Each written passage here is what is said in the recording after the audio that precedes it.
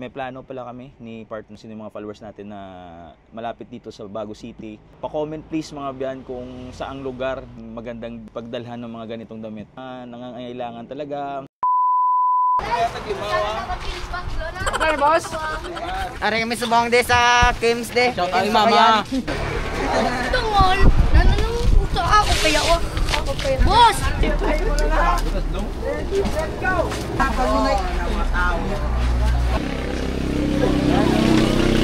Dito mag-goyo.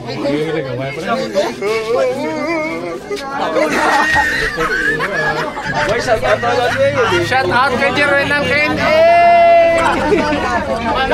Basi ko shout out.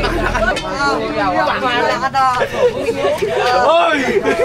Kilos 50 so. Agaway. Gagawin din ang tao no? Agaway ah. Gagawin din. Bigay kasi yun tana. Ito tubig. Tubig tayo na.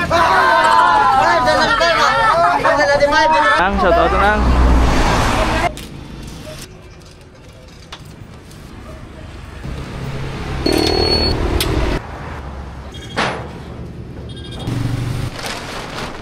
Yes mga biyan, early pa po tayo nag-close. 5:25, close na po tayo kasi wala na rin tao mga biyan. Siguro nagsimba. Pero kanina ang daming tao mga biyan. Maliit lang yung pwesto natin. So sumikip dito kanina. Kita nyo naman sa video mga biyan.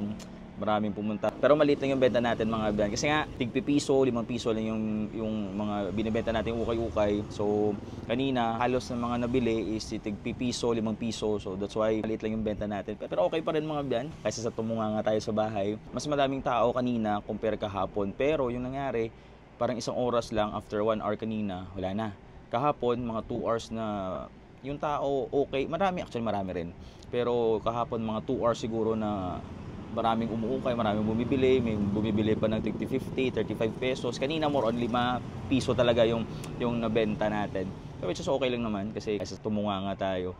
At least na libre na yung gasolina natin sa delivery bukas. So yun, bilangin na natin mga biyan. Bilangin na natin yung benta natin. Ito na. Ito 60 pesos na to. 60 pesos yan mga biyan. Ito, 1, 2, 2, 5, 2, 6, 2, 7, 2,810. Oh, 2,810. 2,810 mga biyan.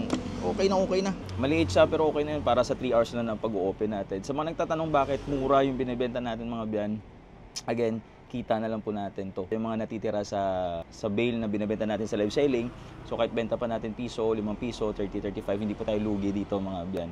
Pero yun nga lang, effort lang. Pero kami, happy na rin kami na nakikita namin yung mga tao na nag-i-enjoy sa pag-uukay, bumibili ng murang damit. Nag-enjoy rin kami mga biyan. At the same time, kumikita pa tayo. May plano pala kami ni partner na kung sino yung mga followers pala natin, kung sino yung mga followers natin na malapit dito sa Bago City. Pa-comment please mga biyan kung saang lugar yung magandang pagdalhan ng mga ganitong damit.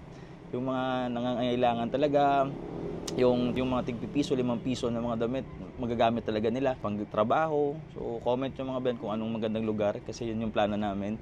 Kakarga, di-display namin kung saang lugar yung nangangailangan talaga.